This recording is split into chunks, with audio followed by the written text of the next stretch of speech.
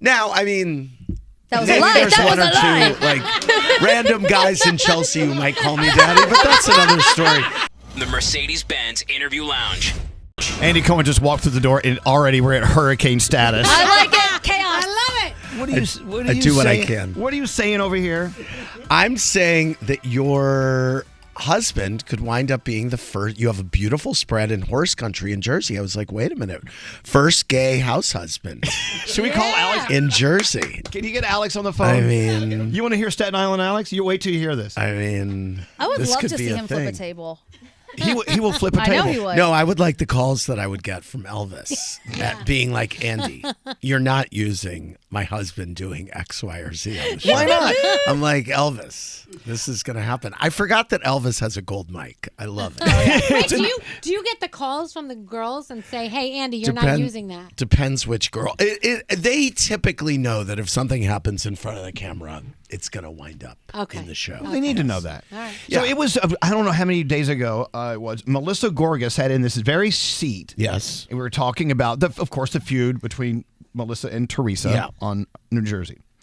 And I told her this. Yeah. I said, it is my dream that in 20 years, you and Teresa will be sitting on the same porch in Florida, two old gals. Yeah. Chewing the fat, keep dreaming, and being friends. You don't think they're ever going to be friends ever? I mean, it doesn't look good. I don't know what has to happen for that to happen, but everybody was so obsessed with part 3 of the Vanderpump Rules reunion. But the truth is, the money is on Tuesday night because the part 3 of the Jersey reunion, I lived it. It is some of the most riveting television I've seen in a long time. Wow. Well, there you go. So it's quite shocking, and oh yeah.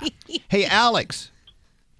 Good morning. Say hi to Andy Cohen. He has a proposition Well, for Alex, you. I mean, I don't know. You live on this big estate in horse country, and I mean, maybe you should be the first gay house husband in Jersey. What do you think? Yeah, come on, Alex, do it.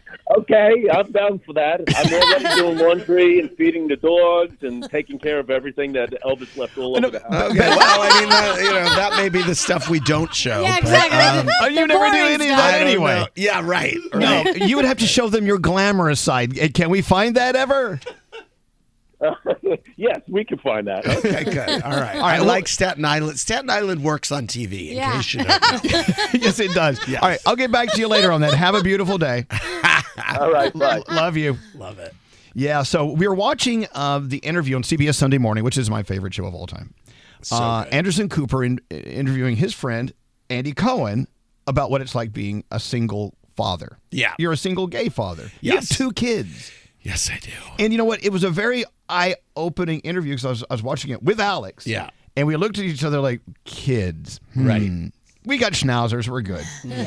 So, Andy, when you went through this process to should I not, and now you're up to 2 beautiful children. Yes. Okay, you got them now. Is it anything you're expecting? I was talking about this last night, and we were saying it's that thing where, better to go into it blindly than go into it. And it is better to go into it blindly because on the one hand, if you knew everything, you may not do it. And I am so glad that I did it. So, but I'm coming out of a weekend of my son playing these mental mind games with me and creating debates and contests that are so random and upsetting. And so I'm not selling it to you very well. But then, we also had he's turned to me this weekend and he goes, "How old are you?" He goes, "Are you 55? I said, "Yeah." He goes, "I think I liked you better when you were 54. I said, "Well, I think I liked myself better when I was 54 too." So there you go. How old is he? He's 4. He's great though, and it's great. And I'm so glad I did it. And I was never in a place where I could do it kind of emotionally, or I just was not in a place. And I was nearing 50 and I was like, okay, if you're going to do it, you got to do it right now. Right. And I did it. And that's why I wrote the book, because I think that, I've written 2 other diary books and they're all very name droppy and gossipy and funny and housewifey and all that stuff. But now to be able to tell the story of being a dad and what that's like for me in all of its truth and humor has been really great. And we've started a great dialogue. I've heard from so many parents who are in the weeds like me who've said, this is the stuff I'm thinking right now. I love reading about it. He asked me before, hey, when does it get easier? I just gave him a look. Yeah, right. Yeah, nothing gets easier. No. Right. Do the kids know who Dad is? Do they follow along with any of the housewife drama or see it stopped? He knows that I do a show. He knows that people on the street call me Andy Cohen, which he thinks is funny. And sometimes when he wants something, he'll be like, Andy Cohen. And I'm like, what are you saying? And the other day we were on the street and some woman goes, Andy Cohen. I go, hey. And Ben goes, all these people call you Andy Cohen, but I call you Daddy. He goes, I'm the only one that calls you Daddy, right? I said, you're the only person in the world that calls you Daddy, that calls me Daddy. Now, I mean... That was a maybe lie. there's That one was or a lie. two like random guys in Chelsea who might call me Daddy, but that's another story. But by the way, my Housewives tagline is I'm a father of two and a daddy to many. There you go. But no, I should do be very proud of that. Ben knows. I said, pretty soon Lucy will be the only other person on earth that calls me Daddy. And So she's it's what? just She's 1 year old. She's 1 year old. Wow. Yes. Congratulations. So by the he way. has a sense, but also I think he might think everyone has a show on TV because we were in a taxi cab the other day and there was a clip of Kelly Ripa from Live, and he's like, "Oh look, there's Meemaw," which is what he calls her, and then he sees clips of Anderson in various places. So I think he thinks everyone that comes around the house has a show. Funny thing is, he also calls Anderson Meemaw. Yeah, right, exactly. All right, so I want to one more point on this, and I want to jump to Housewives. Okay. Line, because Diamond down there is about to. I'm about to explain. She's about to sure. Crap a brick. Yeah. You did say one thing to Anderson on that CBS Sunday Morning interview. And I got a little choked up on it. You were, I think, on a playground or somewhere with other parents with kids. Yes. And it slapped you upside the head. I'm the only single gay father here. Yes. Yeah. And it all just kind of rushed down your body. I'm getting goosebumps thinking about it because I'm putting myself in your place. Yeah. That must have been quite a moment for you. Well, I am not someone who deals with issues of moments of. I'm a pretty confident guy, which is what I'm trying to say. And I go into most situations with a blind confidence that sometimes works and sometimes doesn't. But this has tested me every core of my body, just being a parent, as it does. Mm-hmm. And I think that what I was surprised about was how kind of vulnerable I felt and how lonely I felt as a single parent. And then as the only gay dad kind of in his school and in his orbit. So that's why I'm so grateful for Anderson and Benjamin, who he's raising his kids with, and some other gay dads in my universe, just so that Ben can feel a sense of community. And but I think putting those vulnerabilities out there, it's one of the reasons I wrote the Daddy Diaries, just because I think a lot of people feel alone, whether they're single parents or whether they're not. There's a lot of opportunities that we're given in a day to second guess ourselves as parents and as, and what we're doing and question how we're doing it. And I think it's a pretty relatable feeling for parents. And I'm so grateful for the fellowship of other parents and for the dialogue the book has begun, because I just didn't expect this part of it. I didn't expect how much I needed the camaraderie with other parents. No, I don't want to interrupt you, but it's crazy you say this, because the other night we had an issue with my youngest, and I sat on his bed the next night and I said, listen, just so you know, parenting does not come with a book of telling me what to do. Right. So I'm guessing a lot of these things, and I'm thinking I'm saying the right thing to you, but sometimes I don't think I'm saying the right thing to you. So we're in this together, and I'm kind of figuring it out a little bit as I go along as well. I love that. So showing vulnerability to your child. 100%. My parents never did that. Right. Same. And my dad, they've heard this story 1,000 times. When my dad was 90-something and about to die, he told me, he said, I was scared the whole time. Right. raising. I was scared the whole time. I never had all the answers, and I know that you thought I did. Right. I'm like, Dad. Right. Why didn't you Tell me that. tell me this like earlier. 50 years ago? Right. I know. I keep saying to him, he keeps saying his new thing that he throws at me is, "You're mean. You're mean to me." Oh, no. And I go, you know what? I'm not. I go, I'm trying to do the right thing for you. I Right. said, the only thing I will ever do is because I'm trying to take care of you. Sometimes you don't like how that manifests Right. itself, but I'm just trying to take care of you, dude. I'm trying to keep you alive. Do you Yes, not understand? exactly. I think if kids could figure this out, which I wish I would have known as a child, Right. Your parents are still growing up too. Yes. You know, you're still. Yes, I'm an idiot. I didn't say you're an Yes, idiot. well, I said it. Okay. Okay. I remember years ago watching Vanderpump Rules back in the day. I loved her on Housewives of Beverly Hills. Yeah. Loved her. Loved the dumb dog. The whole thing. yeah, I the bought dumb into dog. it. Went to Pump. I went Yes. to LA. Went all. Loved it. And now when I see what happened to Vanderpump Rules, the big drama this storm. season, yeah. It was headlines Everywhere. everywhere. It's crazy. And as executive producer, Andy, you're like, yes. Yes. Or Well, was there a pain in I'm the ass not that an went executive producer of that show anymore. I was for the first, I think, 7 seasons. Okay, but sorry about that. Listen, certainly as someone who loves great television and someone who is involved in hosting the reunions and having them all on my show, I was stunned. Excuse me. I was stunned by what was happening. And certainly, look, there's two things. You realize there are people involved. So you are kind of like, well, how are they doing? And then you're also like, when are the cameras arriving? Right. So, you want to capture what's going on in their lives. So there's a thin line between. Well, they can be parallel thoughts. Right. Yeah. Okay, I like How that long better. before the scandal hits do you know what happened? I found out the day before I found out the day before it broke publicly, and I think the day before our cameras were there. Okay. So not far. Yes. Wow. And you knew it was going to hit the fan. Oh my God. Yes. Yeah, this is not going to go away quietly. Right. Keep it to yourself. I just don't understand how I would text my sister immediately, like, listen to this. I did. Yeah, I didn't tell any of my friends. I called my executive producer at Watch What Happens Live and said, we need to rethink the next few Wednesday nights because we were having Vanderpump people on and we needed to kind of reshuffle the deck. But it was everywhere. I mean, it was crazy. New York Post online had a section devoted to it Daily. And CNN.com did too. It's crazy. It's so crazy. in walks Diamond. Oh, Who's the biggest Housewives fan that I know? Yeah. And what are your favorite your favorites in the franchise? They are. we're gonna go with Atlanta, obviously. Why do you RHONJ say always. obviously? Because I feel like Atlanta was like what sucked me in. I was watching Yeah. the OC, but like Atlanta really did it for me. It was Okay. like freshman year of high school. I was all about it. Okay.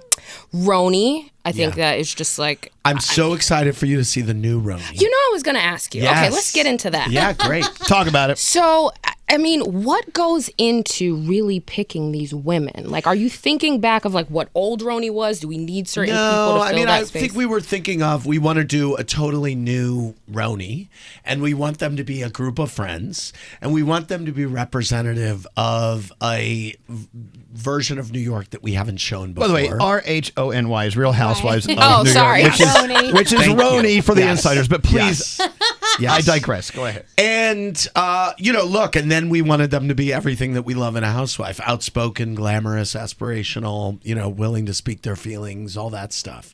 And it's great. I'm very excited about it. And it comes out in July.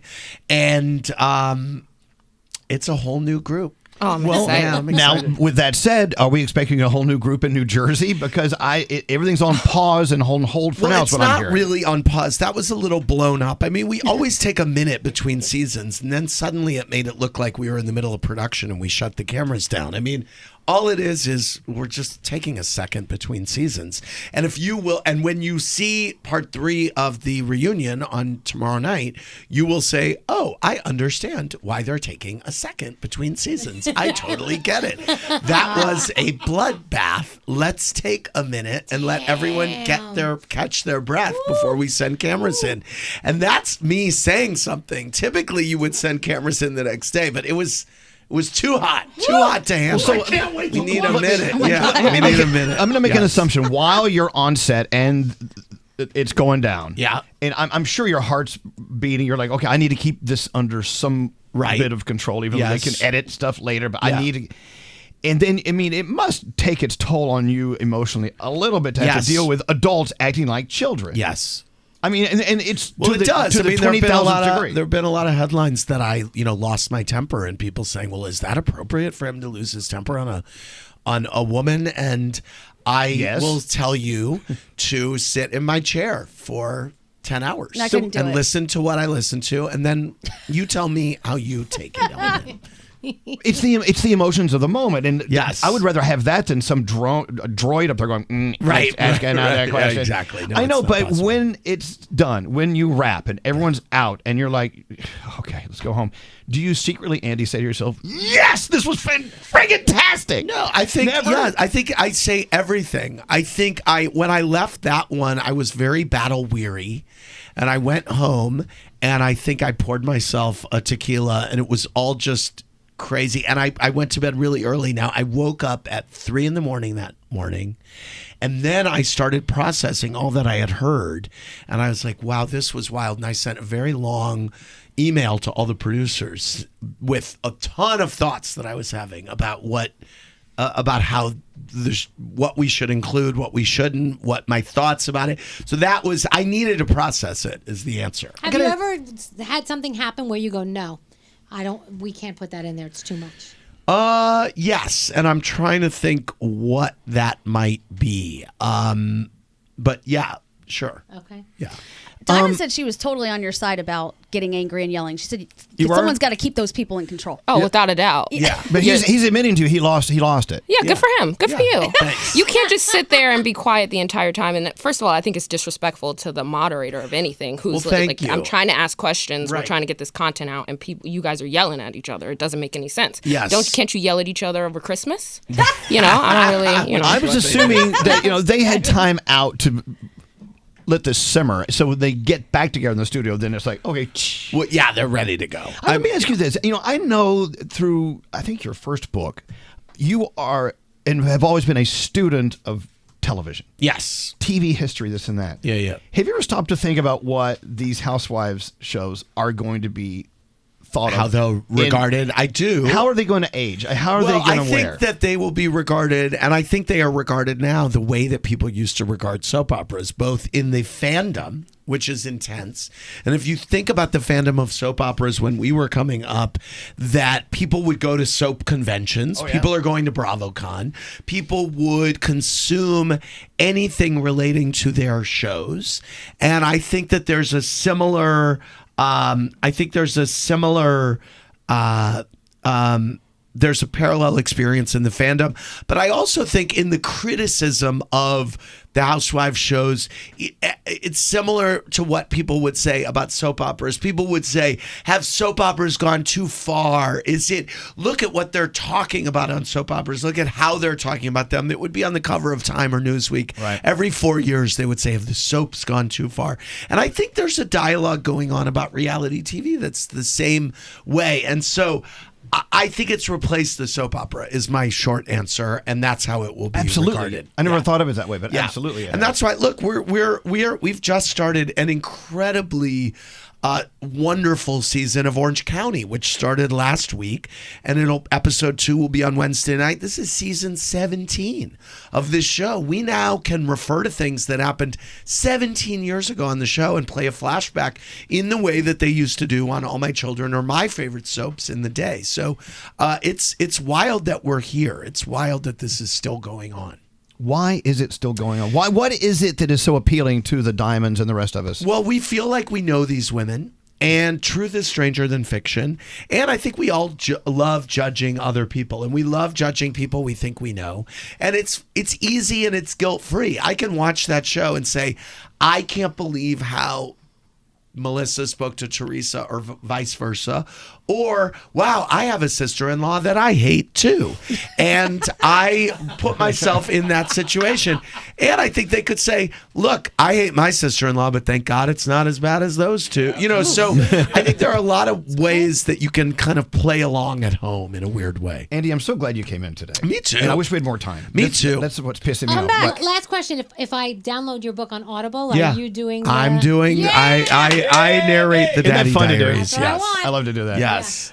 I've never thought I would have a guest say, I narrate the Daddy Diaries. Yes, I narrate the Daddy Diaries. The Daddy Diaries, The Year I Grew Up, is Absolutely. out as we speak. Yes. If you could have done it earlier, would you have? Are you glad I don't think I could have. I don't think I was ready. I had too much FOMO about, oh no, I don't want to miss some party or some trip or whatever. And now I think I'm finally settled enough in my life that I'm like, you know what? I was thinking this weekend, I was like, wow, it's a summer weekend. I spent it being terrorized in the city by my 4-year-old. And you know what? I wasn't mad at it. I feel a great sense of accomplishment. And we also had some great times this weekend, too. Well, that's awesome. So I feel great about it. Yeah. We wish nothing but great things for you. Thank you, Elvis. Thanks, everybody. Andy Cohen, it is the Daddy Diaries, The Year I Grew Up. The Mercedes-Benz Interview Lounge.